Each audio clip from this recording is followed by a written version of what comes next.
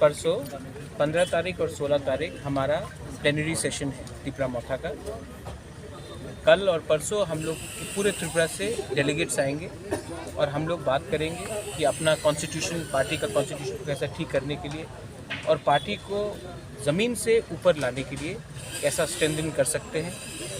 हम लोग अब सब जोनल कमेटीज़ बनाएंगे, जोनल कमेटीज़ बनाएंगे और हम लोग अपने पार्टी को और ज़मीन से जोड़ने की कोशिश करेंगे। मैंने देखा है कि अगर पार्टी में हर 2-3 साल में नया आप जान नहीं डालोगे, अगर आप नए लोगों को चांस नहीं दोगे तो पार्टी थक जाता है, पार्टी आलस हो जाता है।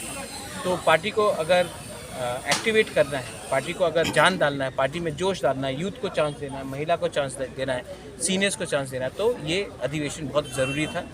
इसके बाद नया कमिटीज़ बनेगा, सब जोनल कमिटीज़ बनेगा, जोनल कमिटीज़ बनेगा, ब्लॉक कमिटीज़ को हटाकर हम लोग अब जोनल स्टार्ट करेंगे। पार्टी का कॉन्स्टिट्यूशन सबको दिया जाएगा और हम आने वाले दिन में अपना ग्रेटर त्रिपुरा लैंड का मूवमेंट को कैसा और स्ट्रॉन्ग कर सकते हैं, अपना अधिकार का जो अपना राइट्स का बात है उसको कैसा स्ट्रॉन्ग कर सकते हैं। जो गलती IPFT ने किया वो गलती हमको नहीं करना है। इसके लिए हमें ये सब डिस्कशन होना चाहिए, फ्री एंड फ्रैंक डिस्कशन होना चाहिए, करप्शन के ऊपर डिस्कशन होना चाहिए। मैंने सुना है कि कहीं कहीं जगह में करप्शन बहुत है, उसको हटाने के लिए डिस्कशन होना चाहिए।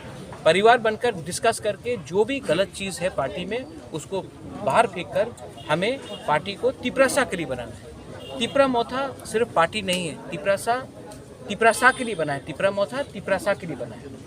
तो जब तक त्रिपुरा मोथा त्रिपुरा के लिए बात करेगा, त्रिपुरा मोथा जिंदा रहेगा।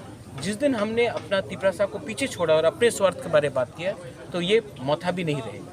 इसी के लिए पार्टी को ये समझाना है, लीडर्स को ये समझाना है कि करप्शन से दूर रहो और कम्युनिटी के साथ रहो। पावर आए या ना आए, कम्युनिटी के साथ वफादारी दिखाओ और आने वाले दिन में ग्रेटर त्रिपुरा लैंड का जो हमारा आंदोलन है उसको हम लोग कैसे और स्ट्रॉन्ग करें कि गवर्नमेंट ऑफ इंडिया के ऊपर प्रेशर डालें। ये हमारा डिस्कशन है। अबूबकर पार्टिसिपेंट के लिए क्या क्या व्यवस्था किया गया है? यहाँ में सबके लिए रहने का, जो दूर से है उनके रहने के लिए खाने का व्यवस्था किया गया है। ऐसा पहले अधिवेशन नहीं हुआ है, कोई भी आंचलिक पार्टी नहीं करता है, सिर्फ नेशनल पार्टी करता है। लेकिन हमने ये सब किया है। यहाँ में उनका रहने का, उनका बाथरूम हो, उनका खाने का, उनका ब्रेकफास्ट हो, उनका डिनर हो, उनका लंच हो, ये सब पूरा व्यवस्था हमने किया है।